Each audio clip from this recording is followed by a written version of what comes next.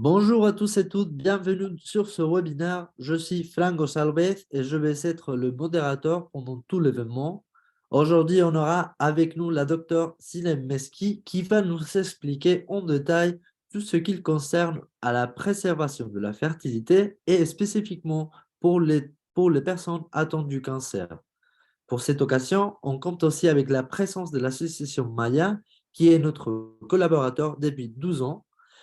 12 ans qu'on célèbre en améliorant les conditions qu'on a avec eux. Et bonjour Sabrina de l'association Maya, bonsoir et bienvenue. Bonjour. Donc, Je voudrais juste savoir un petit peu ce qu'il signifie pour vous le partenariat avec IVF Live, par exemple, et c'est qu'on va offrir dans notre condition pour pour le prochain renouvellement qu'on va oui, célébrer. oui. Donc, pour tous les adhérents de l'association, on va mettre en place très prochainement, en fait, un nouveau partenariat où il y aura une réduction plus importante par rapport aux autres années. Donc, la réduction, elle est de 12%. Ensuite, il faudra me demander à moi où on pourra le retrouver sur notre forum. Il y aura un lien spécial pour les adhérents pour pouvoir justement se connecter directement à cette plateforme qui donnera ensuite le premier rendez-vous en ligne gratuit et un devis personnalisé avec la réduction déjà appliquée. Voilà. Donc, pourquoi être adhérent de l'association? Donc, vous avez 3 avantages. Donc, déjà, des réductions sur les tarifs avec les cliniques avec qui nous sommes partenaires. Vous avez aussi un accès à un forum qui est privé et anonyme. Donc, ça permet de pouvoir discuter entre vous sur votre parcours, de demander des témoignages par rapport aux cliniques et tout ça. Et ensuite, en troisième avantage, on est là en tant que médiateur. Si vous rencontrez un souci avec la clinique, ne pas hésiter à revenir vers nous. Et nous, on vous fait toujours un retour et on essaie d'arranger au mieux ce qui n'a pas été. Donc voilà. Donc Maya vous soutient dans votre désir d'être parent. Nous avons des permanences téléphoniques aussi bien le matin comme l'après-midi et ça permet voilà, de pouvoir avoir des renseignements sur les cliniques. Si vous avez un souci, un coup de blues ou quoi que ce soit, ne pas hésiter à venir vers nous et on pourra discuter et tout repartira dans le droit chemin pour que vous puissiez faire votre parcours en toute zénitude.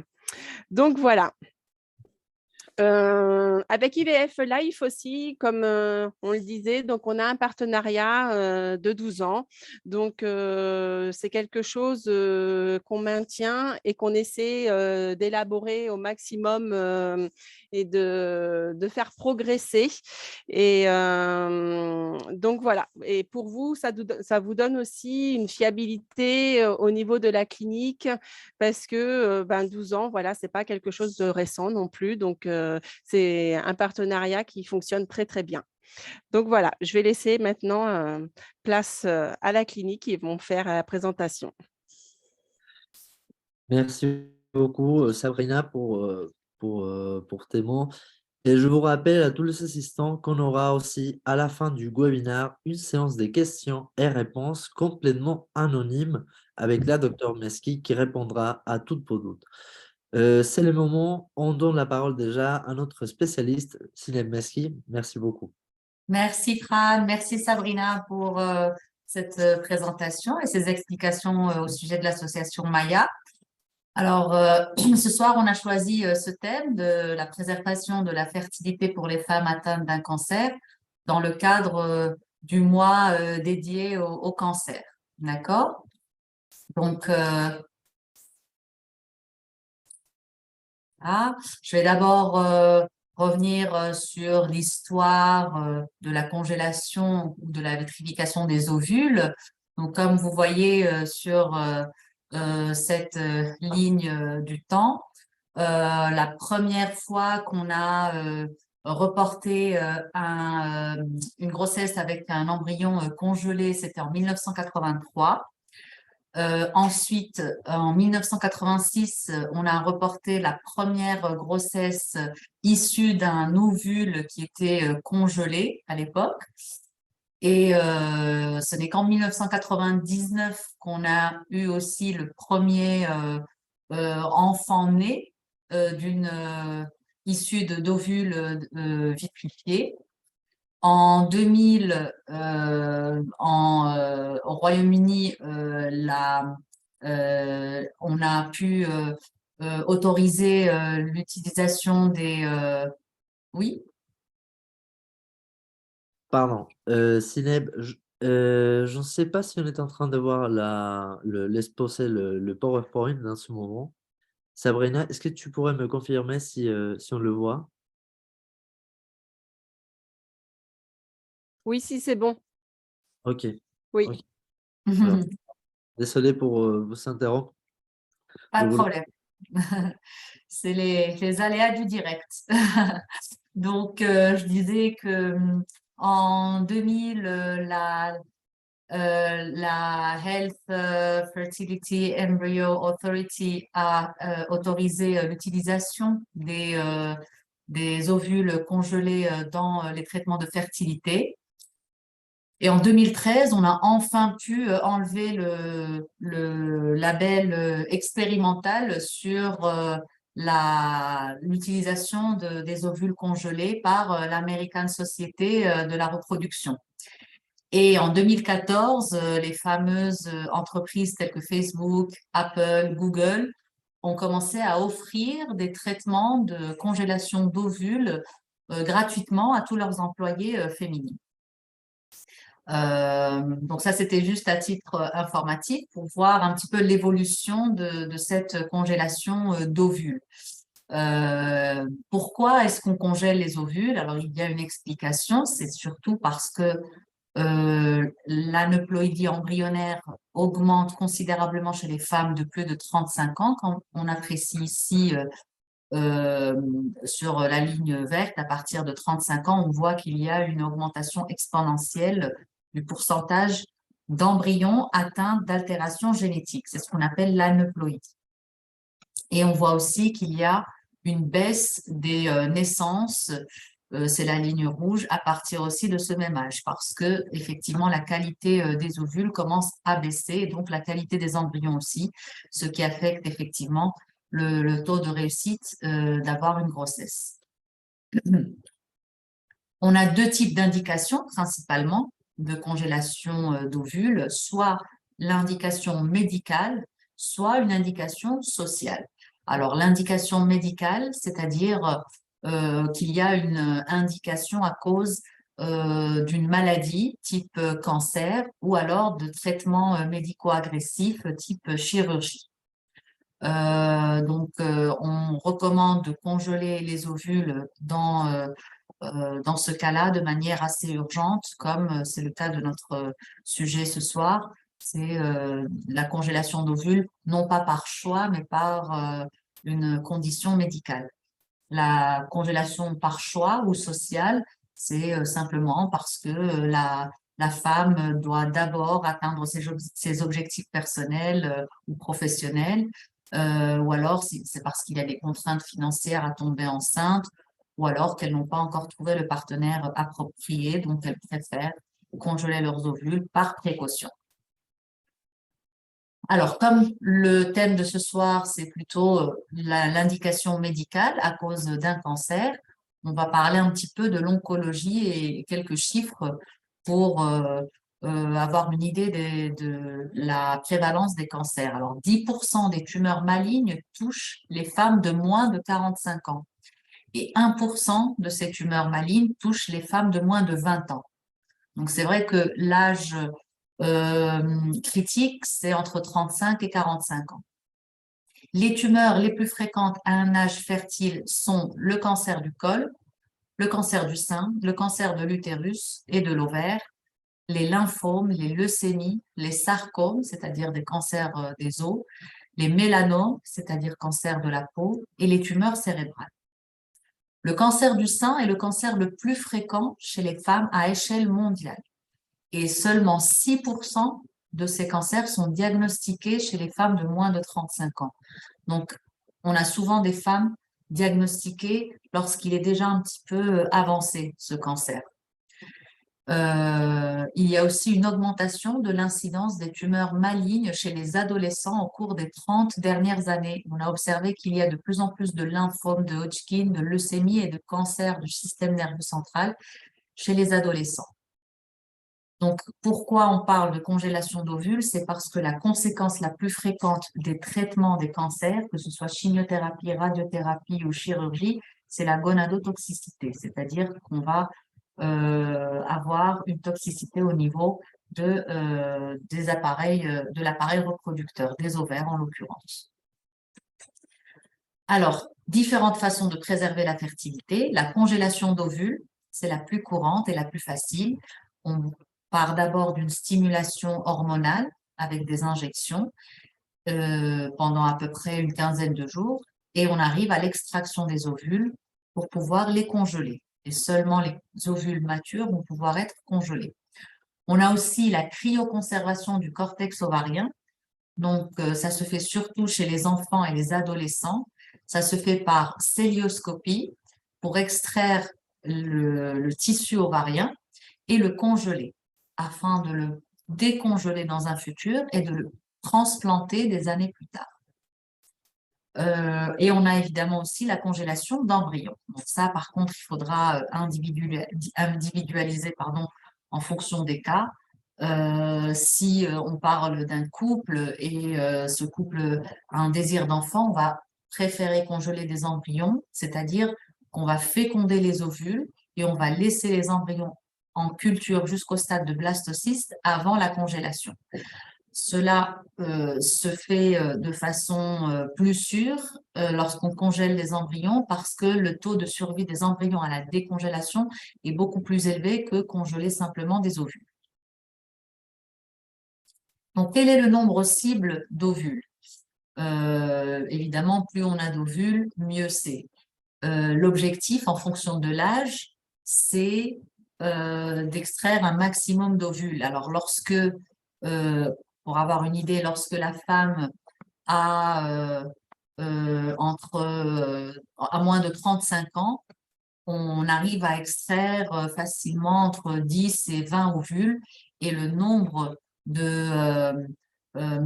taux de réussite ou le pourcentage d'avoir au moins un enfant vivant est très élevé seulement avec ces ovules-là, entre 10 et 20. On a à peu près 90% de chances d'avoir un enfant, un nouveau-né sain. Et évidemment, plus on avance dans l'âge, comme vous voyez ici, à 44 ans, c'est la ligne violette, on aura besoin de plus d'ovules. On parle même de 90 ovules pour pouvoir atteindre à peine 50% de chances d'avoir un enfant, un nouveau-né sain. Donc, comme j'ai dit, le nombre cible, c'est à peu près entre 15 et 20 ovules matures. Le taux de réussite, évidemment, dépend de l'âge, surtout. Ce n'est pas la même chose d'avoir affaire à une patiente de moins de 35 ans avec une qualité ovocytaire beaucoup meilleure que celle d'une femme de plus de 40 ans. Et en même temps, plus on va avoir d'ovules, plus ça nous permet d'avoir peut-être plus d'un enfant. Et dans tous les cas, lorsqu'on parle de préservation de fertilité dans le cadre d'un cancer, toute quantité d'ovules congelés est préférable à 0 ovule. C'est très important de passer ce message-là. Il vaut mieux congeler 2-3 ovules plutôt que d'attendre de finir le traitement du cancer et de n'avoir aucun ovule au final. Donc, pourquoi est-ce qu'on a ces pourcentages de nouveau-nés sains en fonction du nombre d'ovules? C'est parce qu'il y a un entonnoir de la FIV. C'est-à-dire que déjà, on va voir un nombre de follicules avant la stimulation. Lorsqu'on va stimuler, on va voir quels sont les follicules qui sont réceptifs à la stimulation. Donc, il n'y aura pas forcément le même nombre de follicules qui vont se développer que le même nombre de follicules qu'on voit à l'état basal. Ensuite, on arrive à la ponction. et on ne va pas forcément avoir un ovule dans chaque follicule. Il y a certains follicules qui vont être vides. Ensuite, tous les ovules, pardon, ne vont pas être matures. Seulement les ovules matures vont être congelés. Une fois congelés, le jour où on va devoir utiliser ces ovules, il y a 90% de chances de survie de ces ovules lorsque la femme a moins de 35 ans. Lorsque la femme a plus de 35 ans, ce taux-là de survie diminue à 80%. Ensuite, les ovules, il faut les féconder avec les spermatozoïdes. Évidemment, ça dépend aussi de la qualité du sperme, mais si le sperme est de bonne qualité, on a à peu près 70% des ovules qui vont pouvoir être fécondés correctement. Et l'étape clé, c'est l'évolution des embryons jusqu'au stade de blastocyste. Vous voyez qu'il y a une grande différence entre les femmes de moins de 35 ans qui vont avoir à peu près 50% des ovules fécondés qui vont arriver au stade de blastocyste et chez les femmes de plus de 35 ans, entre 20 et 40% seulement. C'est là la grande différence parce que ça dépend réellement de la qualité des ovules. Et évidemment, plus on aura d'embryons, de blastocystes, et plus on peut avoir un pourcentage élevé de naissances vivantes. Donc, après tout le traitement de congélation d'ovules, évidemment, il n'y a pas de garantie absolue de succès. De quoi dépendent les résultats? Donc, encore une fois, on parle d'âge, c'est primordial, du nombre d'ovules matures, et de la technique utilisée aussi pour la cryoconservation, c'est-à-dire la congélation en soi. Il faut utiliser une technique qui permet de minimiser les dommages cellulaires au maximum. Et évidemment, ça aussi, ça dépend de l'expertise de la clinique et surtout des biologistes. On peut faire un comparatif entre les ovules frais et les ovules congelés. On voit qu'il n'y a pratiquement aucune différence sur le taux de fécondation, entre 74% et 73%. Sur le taux de grossesse clinique, il n'y a pas non plus de différence, ni sur le taux de grossesse en cours, ni sur le survie des ovules vitrifiés. Par contre, il y a certaines différences entre la congélation d'ovules pour des raisons oncologiques ou médicales et la congélation d'ovules pour des raisons sociales. C'est-à-dire qu'on a comparé les femmes qui ont fait ce traitement lorsqu'elles l'ont fait par choix et celles qui l'ont fait par contrainte parce qu'elles avaient un cancer. Effectivement, il y a une différence d'âge déjà. Les femmes qui font les traitements parce qu'elles ont été diagnostiquées d'un cancer sont d'habitude plus jeunes que celles qui le font pour des raisons sociales. Celles qui le font pour des raisons sociales attendent un petit peu voilà, de voir si elles trouvent un partenaire ou d'avoir une bonne situation professionnelle et forcément, ben, ça leur prend un petit peu plus de temps pour prendre cette décision. La réponse à la stimulation est inférieure chez les femmes qui sont porteuses du gène BRCA1. C'est le gène responsable de certains cancers du sein, de l'ovaire. Et c'est vrai qu'on a constaté que la réponse à la stimulation était inférieure chez certaines femmes. Ensuite, il y a aussi le taux d'implantation, la qualité embryonnaire lorsqu'on utilise ces ovules congelés, en général, est un petit peu plus faible aussi. Par contre, on a vu qu'il n'y avait aucune différence dans la survie des ovules vitrifiés, donc que ce soit pour des raisons oncologiques ou pour des raisons sociales. Le taux de survie est entre 90 et 92%. Et surtout, la stimulation hormonale n'augmente pas le risque de cancer chez les femmes qui ont déjà été diagnostiquées et chez les femmes qui le font aussi pour des raisons sociales. Donc, c'est très important de ne pas associer la stimulation hormonale au risque d'avoir des cancers plus tard. Ensuite, simplement savoir que la durée de stockage n'est pas limitée. Ça peut être le temps nécessaire pour pouvoir les utiliser par la suite. La durée la plus longue, d'ailleurs, aboutissant à une naissance vivante connue à ce jour est de 14 ans. Donc, les ovules étaient congelés pendant 14 ans. Ensuite, on les a décongelés. On a fait le traitement de fécondation in vitro et ça a donné lieu à une naissance vivante. Alors, quel est l'itinéraire de la patiente lorsqu'elle veut congeler ses ovules. Premièrement, avoir un premier contact avec la clinique de choix. Alors, en général, les femmes diagnostiquées d'un cancer sont considérées comme une urgence thérapeutique. Si on n'est pas arrivé trop tard, on peut encore faire ce traitement. Donc, la plupart du temps, ça peut se faire à la sécurité sociale, ou alors, lorsque les listes d'attente sont un petit peu trop longues, elles se tournent vers des cliniques privées. Donc, il faudrait donner la priorité à ces femmes pour avoir un premier contact, une première visite, que ce soit sur place de préférence ou online, et évidemment personnaliser les traitements, personnaliser les hormones qu'on va donner pour la stimulation, et ensuite demander tous les tests pour être sûr de ne pas que ce traitement ne représente aucun risque pour la santé de la patiente, et donner aussi le plan de traitement le plus rapidement possible. Donc, d'abord, il faut faire une évaluation aussi de la réserve ovarienne. Cela se fait par l'hormone antimullérienne et l'échographie. À l'échographie, ce qu'on recherche, c'est la présence des follicules en trop. Et l'hormone antimullérienne nous donne à peu près une idée sur le nombre de follicules, le nombre d'ovules qu'on va pouvoir extraire.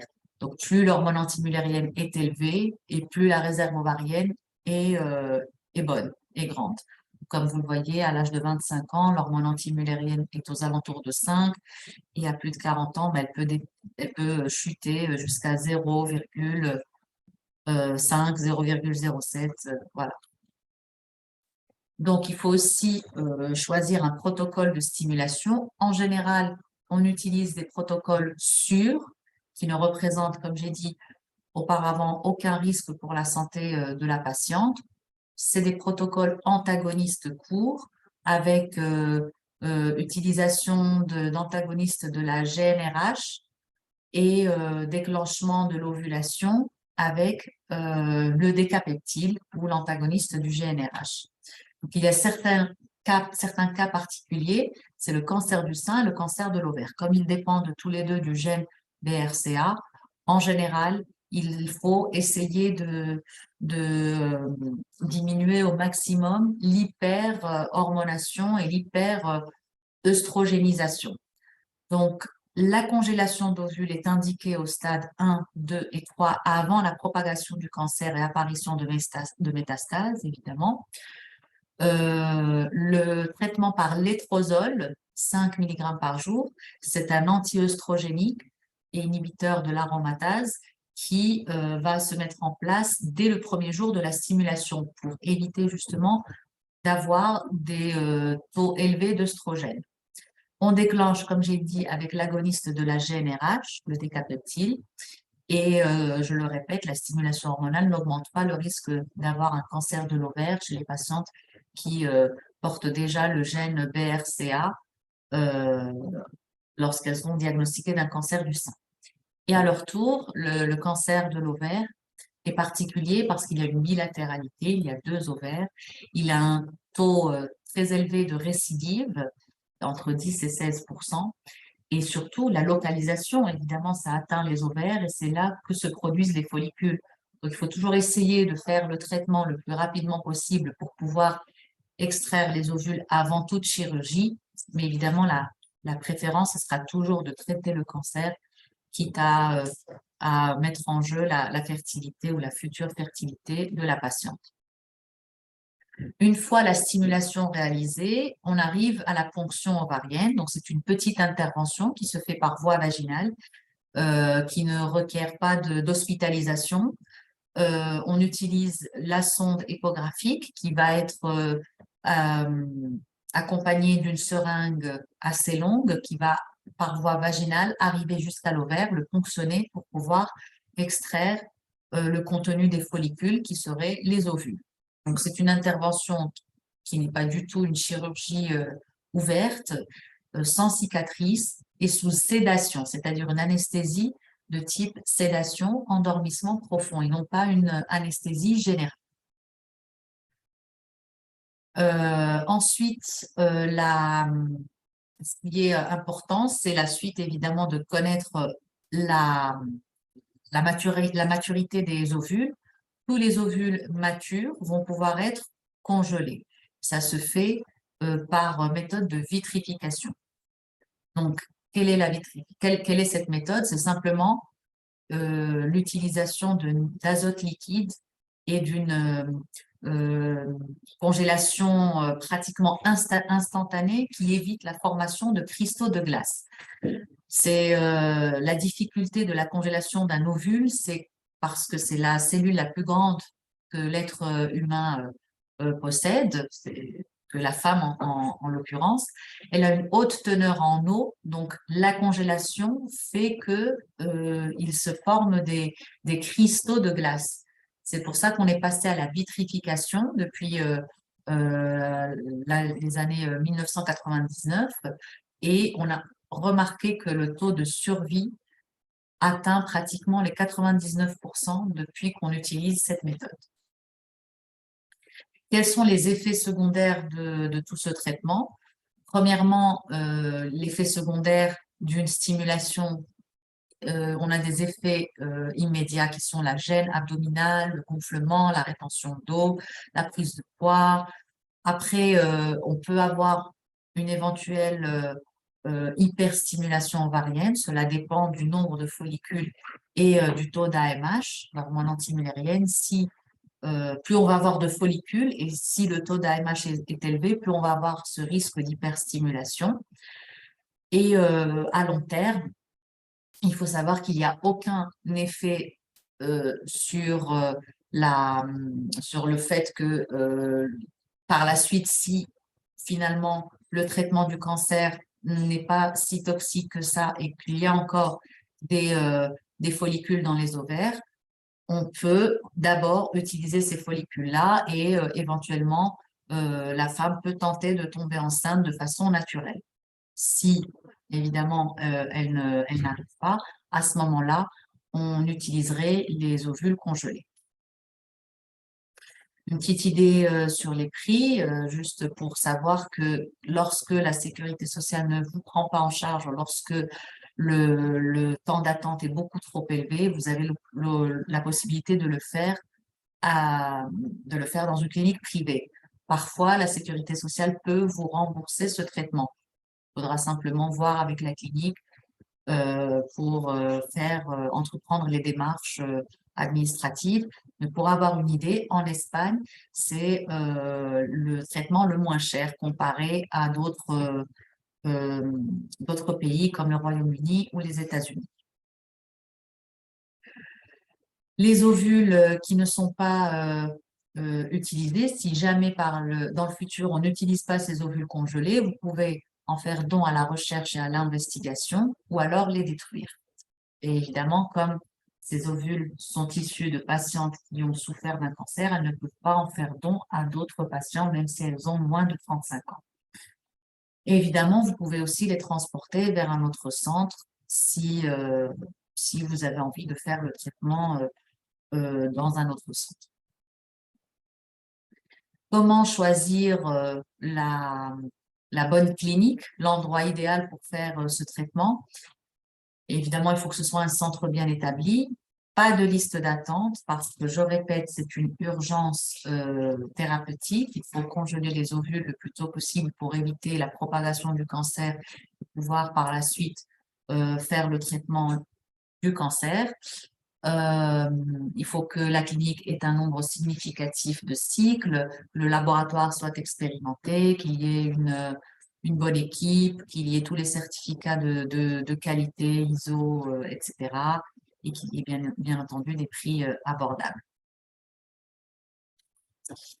Et voilà, je pense que pour le moment, c'est le plus important, c'est d'avoir une petite idée sur la préservation de la fertilité chez les femmes qui souffrent d'un cancer. Il faut retenir que c'est une urgence thérapeutique, il faut agir au plus vite et que n'importe quel nombre d'ovules va toujours être meilleur qu'aucun ovule congelé. Simplement, vous remercier de votre attention et vous rappeler que nous aurons des consultations à Paris le 4 et 5 mars Si vous voulez en savoir plus, n'hésitez pas à chercher dans notre site et vous inscrire pour pouvoir avoir une consultation gratuite. Merci. Je redonne la parole à mes collègues pour la partie questions-réponses. Merci beaucoup, Sineb. Merci pour votre exposé.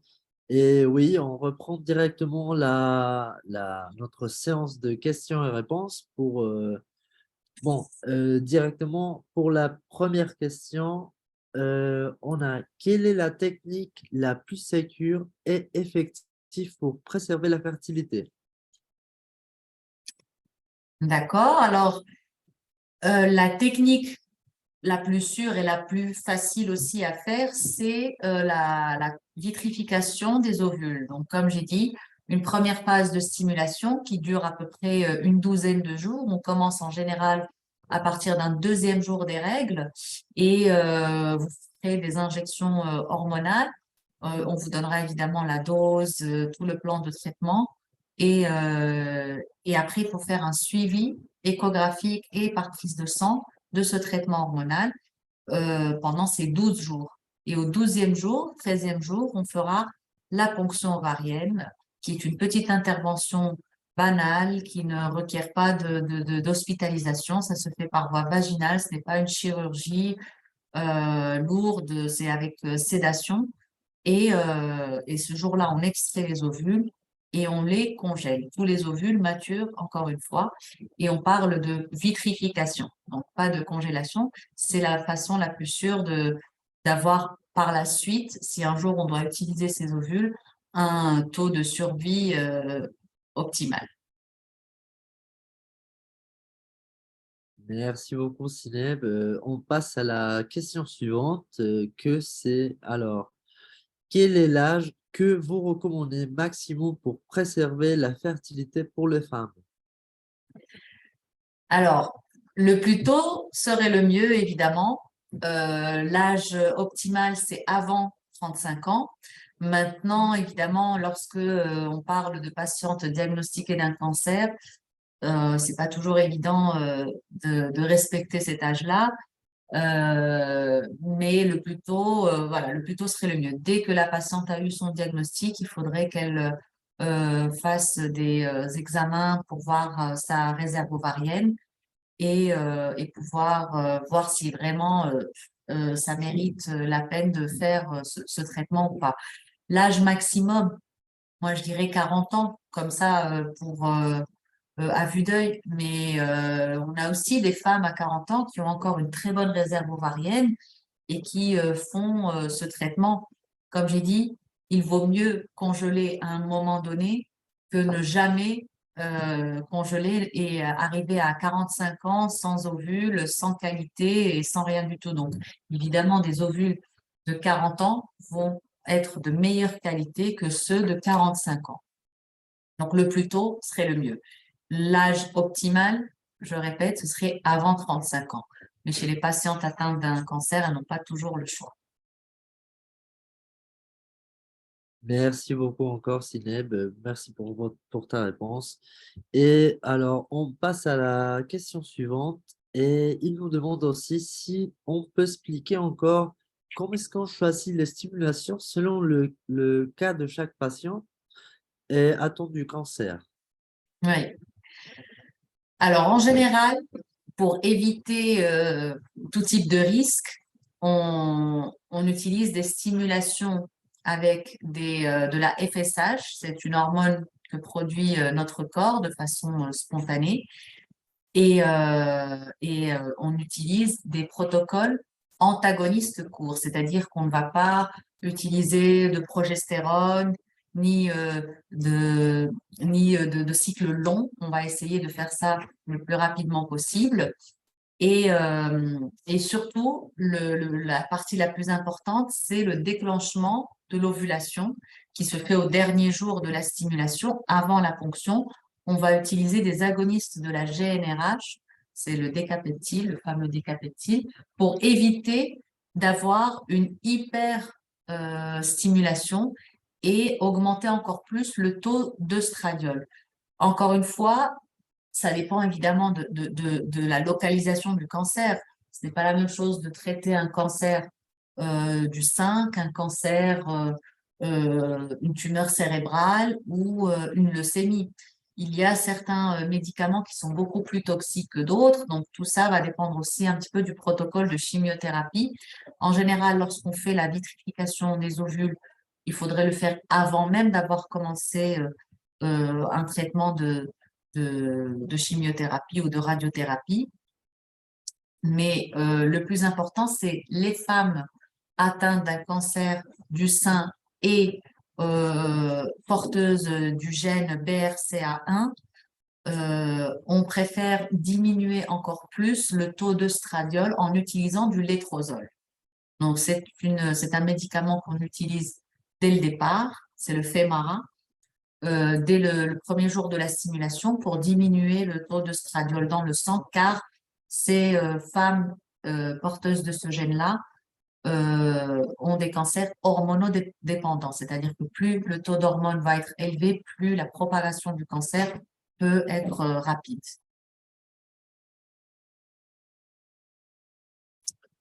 Donc voilà, il faut faire du cas par cas, c'est le plus important.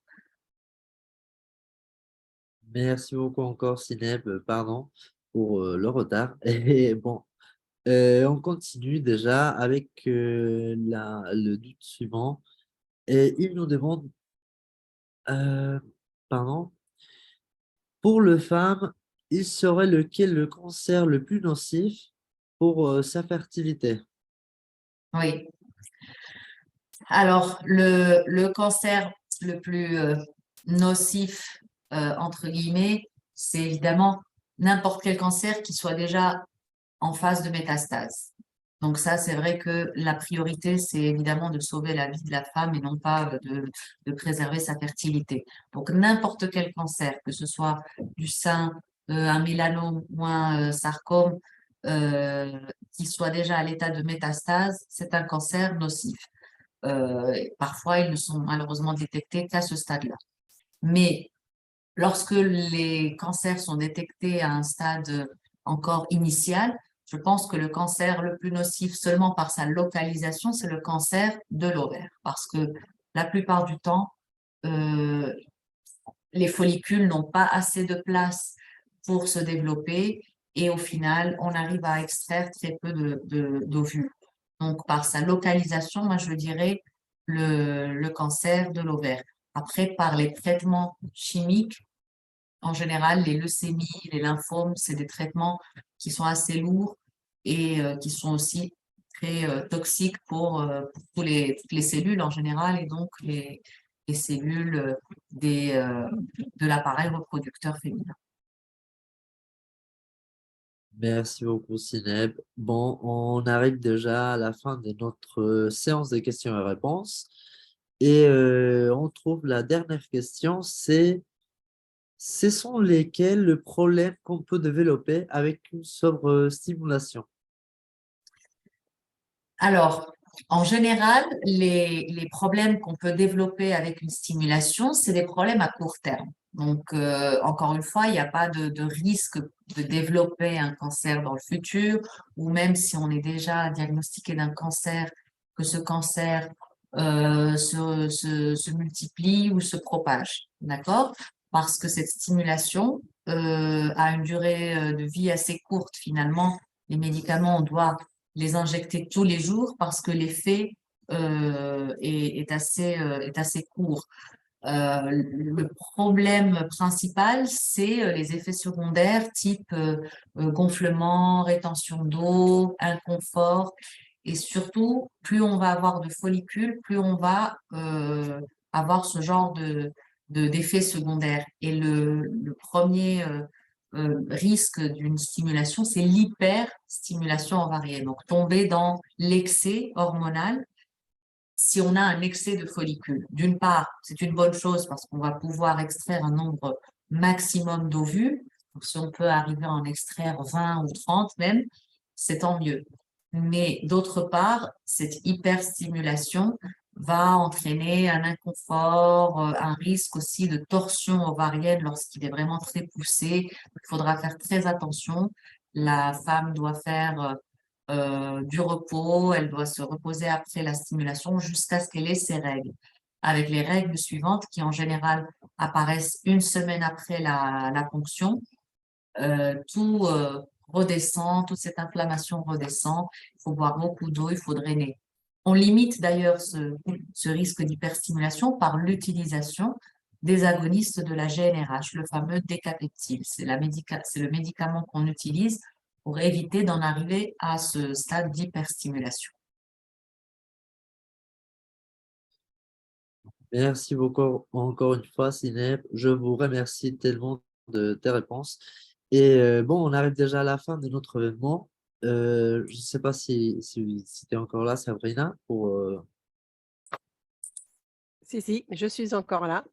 bon, bon, c'était juste pour dire au revoir à tout le monde et remercier à tout le monde d'avoir été avec nous. Et bon, je vous invite à participer à nos prochains événements et je vous souhaite une très bonne soirée et merci beaucoup à tous et toutes. Bonne soirée. Merci, bonne soirée. Au revoir, Fran, au Merci. revoir, Sabrina. Au revoir.